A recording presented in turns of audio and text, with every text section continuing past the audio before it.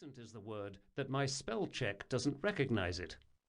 That increasingly authoritative fount of all knowledge, Wikipedia, defines sustainability as a characteristic of a process or state that can be maintained at a certain level indefinitely. Hardly a moral definition, this, or indeed, in light of the second law of thermodynamics, a feasible one. Many environmentalists opt for a more practical meaning, living in such a way as not to detract from the potential quality of life of future generations. And here we find a definition in harmony with the commonly voiced aspiration to try to leave the world a better place than we found it. This essay is in part an inquiry into the causes of our common failure to realize this heartfelt desire, even though it is one held by almost every individual on Earth. If we accept the environmentalist's definition, living sustainably does not involve any particular morality beyond extending the eighth commandment, "Thou shalt not steal," to future generations. A society that limited itself to such a narrow aspiration, however, could be a barbarous place. As in the movie Soylent Green, why waste a corpse? Why worry about the distribution of wealth? Any meaningful inquiry into sustainability must surely be broader than this, and thus be as much a philosophical and moral discussion as a scientific one. For sustainability pertains to us, our innate needs and desires, as much as it does to the workings and capacities of our planet. A real search for sustainability involves a broad vision. Indeed, it encompasses many flashpoint issues. Is there space for meat-eating in a sustainable world, for example? And what of animal rights, and human rights, and religion, and democracy, and the free market, and war? While a detailed look at how these issues can be squared with a fully sustainable future is beyond the scope of this essay, such questions will continually arise as we examine clear, practical solutions to our most urgent problems.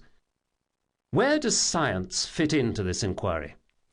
In human affairs, there is often a great difference between aspiration and achievement. Even a society possessed of a moral and philosophical framework ideally suited to attaining a sustainable future may fail to do so if it lacks knowledge of how the world works and of how its practices and technology are affecting Earth's life support systems. Accurate scientific knowledge of Earth and its processes is vital to the pursuit of sustainability.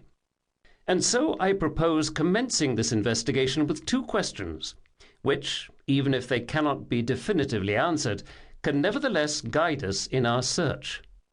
What is our purpose as a species, and how does Earth work?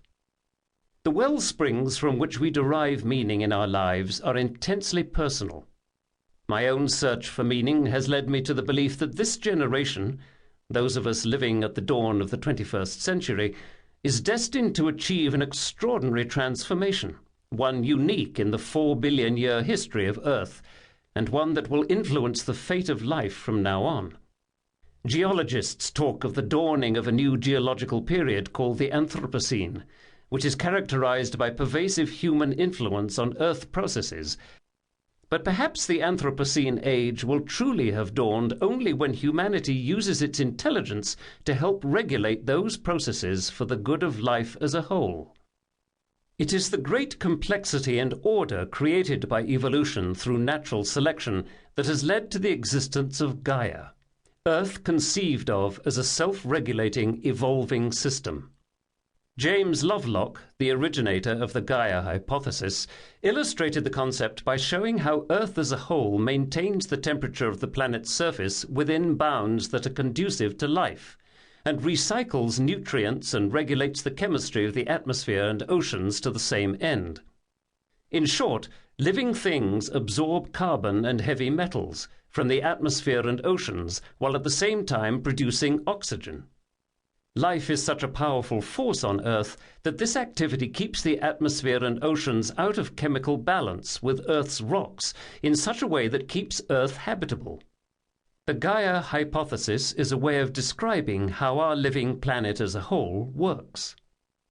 We have long understood, from biblical teaching and practical experience, that we are naught but earth, ashes to ashes, dust to dust.